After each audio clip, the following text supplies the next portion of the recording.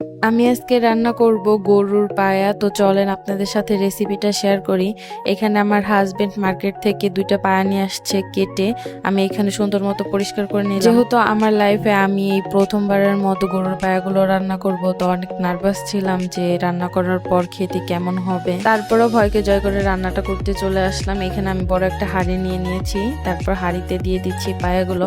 আমি চাইলে এখানে প্রেসার কুকার নিতে পারতাম, কিন্তু আমার মনে হয়েছে এই হাঁড়িতে রান্না করাটা আমার জন্য সুবিধা হবে।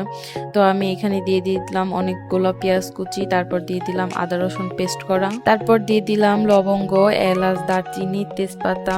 এখন এক এক করে দিয়ে দিব পরিমাণ মতো হলুদ, লবণ, ধনিয়া গুঁড়ো, জিরার গুঁড়ো, শুকনো মরিচের গুঁড়ো, আর দিয়ে দিব তেল।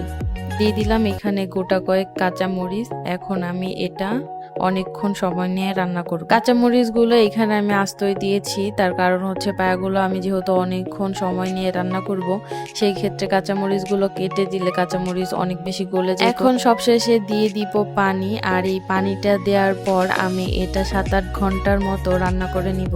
এটা ঢেকে দিয়ে আমি 7-8 ঘন্টা শুধু জাল করব আর একটু পরপর নেড়ে দিব। তো চলেন আপনাদের 7-8 ঘন্টা পর রেজাল্টটা দেখাই। তো চলে আসলাম 7 ঘন্টা পর, আর এটা আমার রান্না 7 ঘন্টা পরের লুক। এটা প্রায় রান্না হয়ে গিয়েছে বলা যায়। এখন আমি কিছু এক্সট্রা মশলা ইউজ করব। এখানে আমি দিয়ে দিলাম গোটা কয়েকটা এলাচ এবং কিছু জিরা।